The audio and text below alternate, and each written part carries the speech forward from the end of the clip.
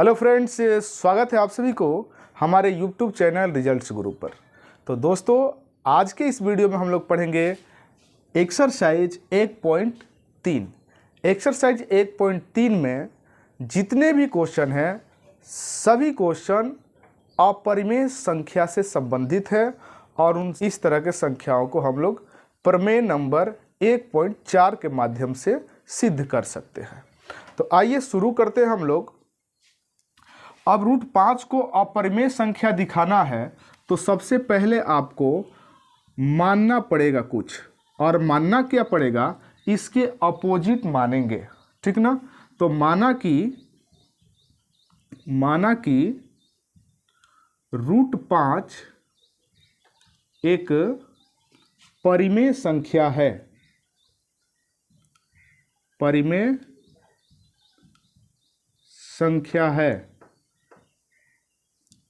और जब परिमेय संख्या है तो रूट 5 के बराबर क्या हो सकता है जी, तो हो जाएगा रूट 5 बराबर a/b, या हम p/q भी लिख सकते हैं। अब यहां से a और b एक पूर्णांक संख्या है,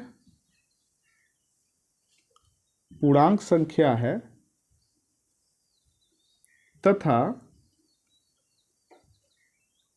दोनों संख्याओं के बीच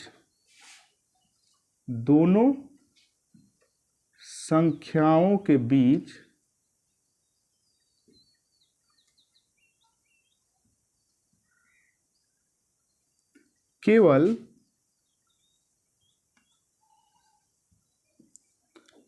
एक उभयनिष्ठ संख्या है। उभयनिष्ठ की जगह हम सार्वगुणनखंड लिखेंगे तो और उत्तम होगा। केवल एक सार्वगुणनखंड है,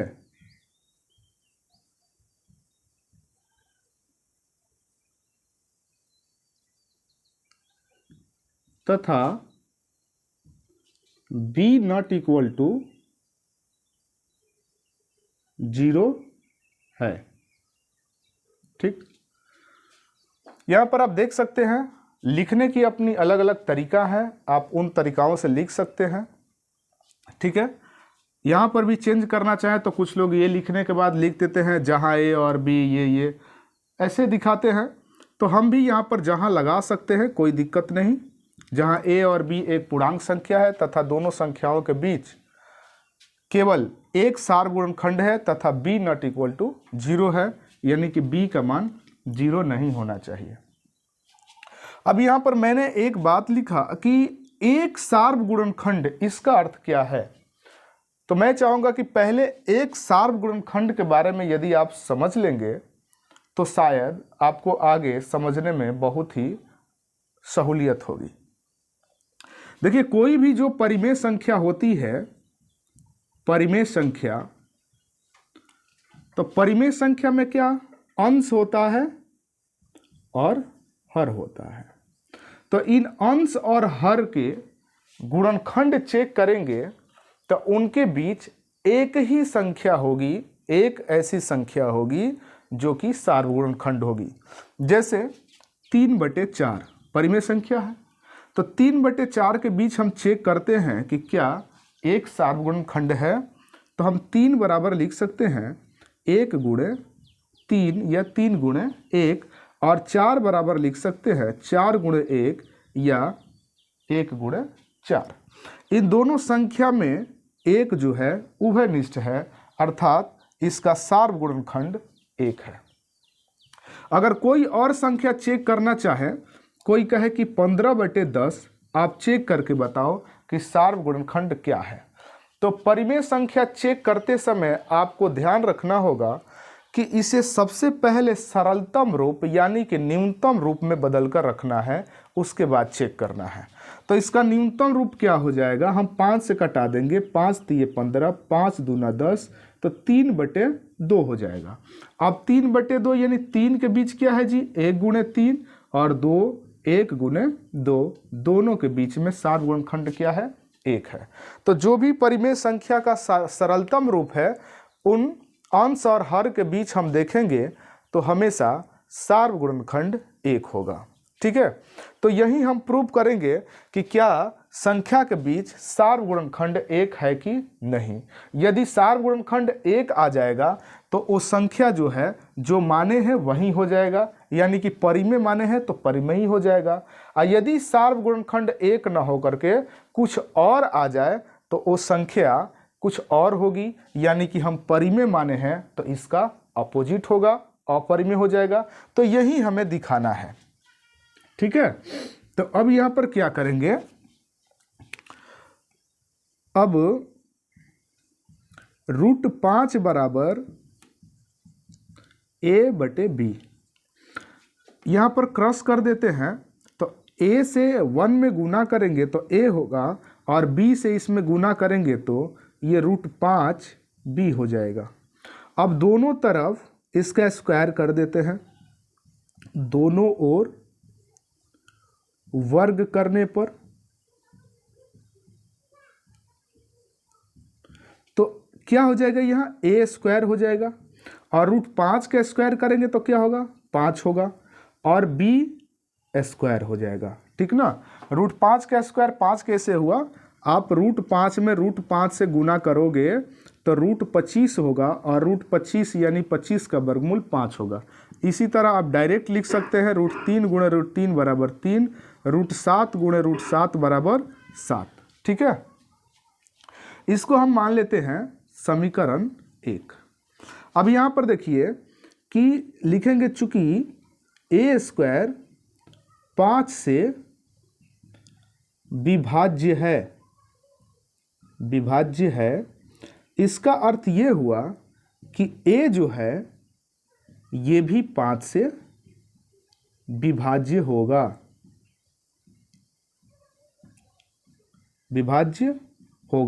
जैसे लिख रहे हैं वैसे आप पूरा कंसेप्ट लिखिएगा, एक भी नंबर नहीं कटेगा।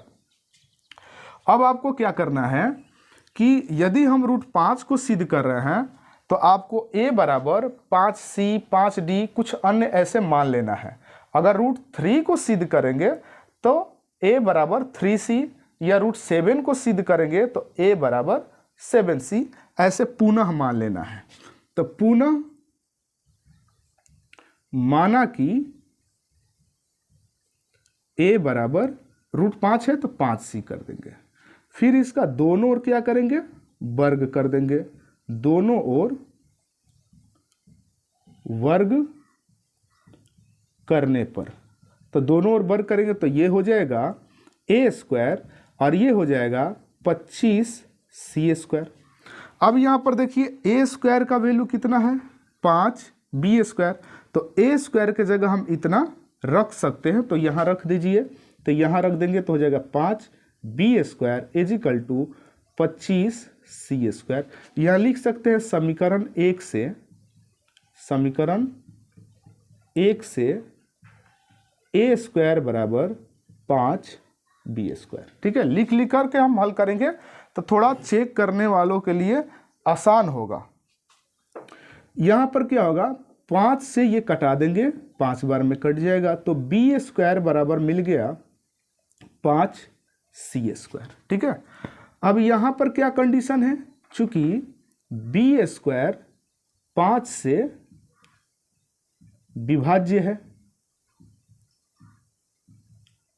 यानी कहने का अर्थ हुआ कि जो b है वो भी 5 से विभाज्य होगा।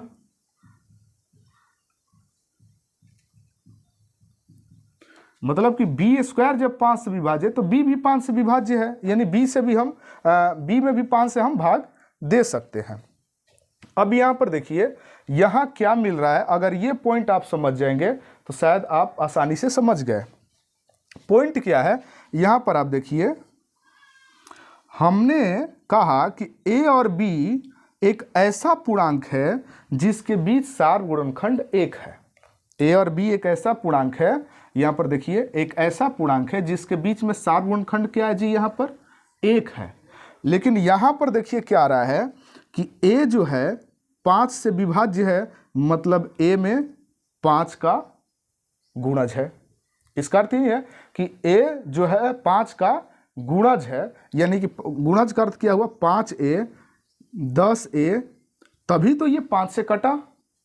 अब b जो है ये भी 5 से विभाज्य है, यानी कि b गुने 5, इसका अर्थ है कि b भी 5 का गुणज है, यानी ये भी इस तरह होगा 5b 10b, ऐसे होगा, डॉट डॉट कर देते हैं।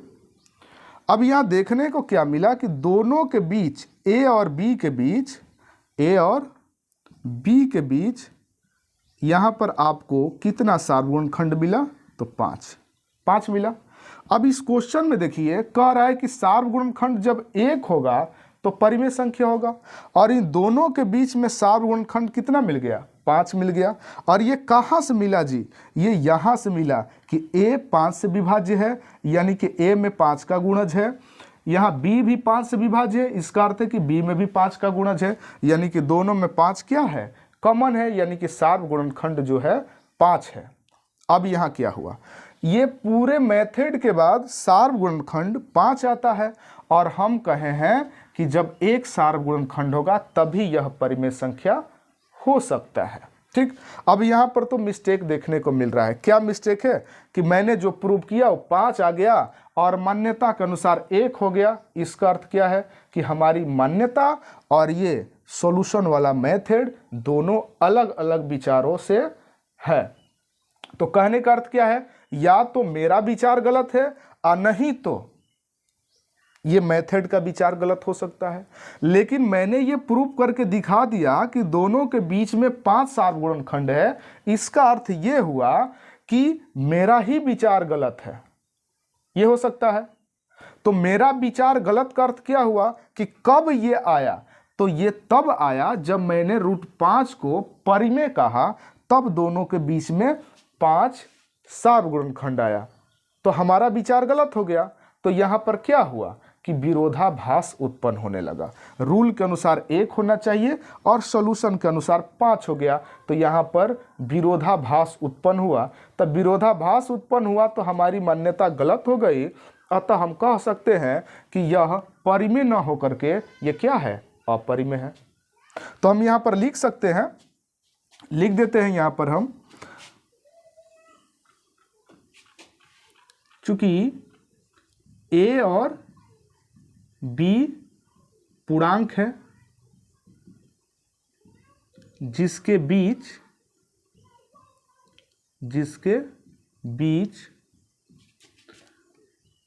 5 सार्वगुणनखंड है, या सार्वगुणनखंड 5 है। सार्वगुणनखंड हम बाद में ही लिख देते हैं 5 है, इसलिए यहां विरोधाभास उत्पन्न हो रहा है।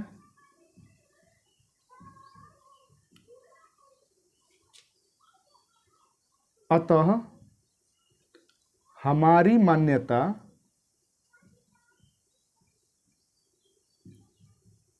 गलत है, अर्थात